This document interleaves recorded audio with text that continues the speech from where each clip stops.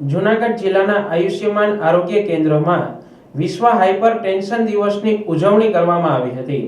સાથે જ લોકોમાં હાઇપરટેન્શન અંગે જાગૃતિ આવે તે માટે તારીખ 17 મે થી આગામી તારીખ 16 જૂન સુધી જૂનાગઢ જિલ્લામાં જનજાગૃતિ માટેની વિવિધ પ્રવૃત્તિઓ યોજવામાં આવનાર છે।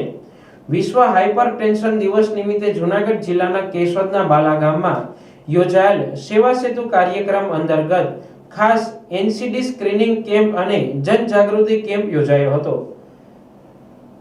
જેનો બહોળી સંખ્યામાં લોકોએ લાભ લીધો હતો। જિલ્લાના તમામ આયુષ્યમાન આરોગ્ય કેન્દ્ર, પ્રાથમિક આરોગ્ય કેન્દ્ર, સામૂહિક આરોગ્ય કેન્દ્ર, સમ ડિસ્ટ્રિક્ટ હોસ્પિટલમાં વિશ્વ હાઇપરટેન્શન દિવસની ઉજવણી કરવામાં આવી હતી।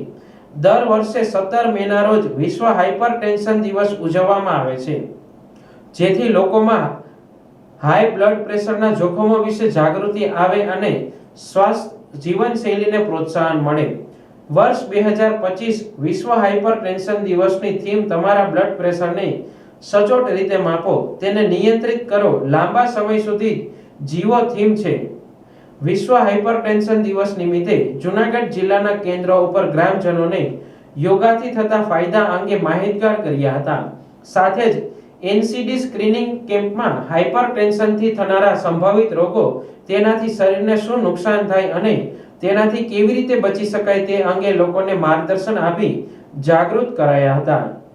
આ ઉપરાંત આરોગ્ય વિભાગ દ્વારા મેદસ્વીતા અટકાવવા જરૂરી માર્ગદર્શન પણ પૂરું પાડવામાં આવ્યું હતું। વિશ્વ હાઇપરટેન્શન દિવસની સ્થાપના 2005માં વર્લ્ડ હાઇપરટેન્શન લીગ એટલે કે WHL દ્વારા કરવામાં આવી હતી, જે એક બિન સરકારી સંસ્થા છે જે હાઈ બ્લડ પ્રેશર દ્વારા ઉદ્ભવતા વૈશ્વિક સ્વાસ્થ્ય સંકટને સંબોધવા માટે સમર્પિત છે। WHL એ હાઇપરટેન્શન અને તેના સંભવિત ગંભીર પરિણામો વિશે જાહેર જાગૃતિ લાવવા માટે આ પહેલ શરૂ કરી હતી, જેનો ઉદ્દેશ્ય વિશ્વભરમાં આ સ્થિતિની વહેલી તપાસ, નિવારણ અને વ્યવસ્થાપનને પ્રોત્સાહન આપવાનો છે।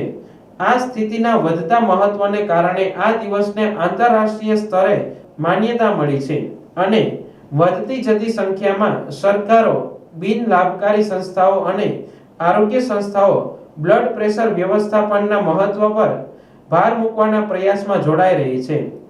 હાઇપરટેન્શનને સાયલન્ટ કિલર કહેવામાં આવે છે, કારણ કે તે સામાન્ય રીતે હૃદય, કિડની અથવા મગજને ગંભીર નુકસાન ન થાય ત્યાં સુધી દેખાતું નથી।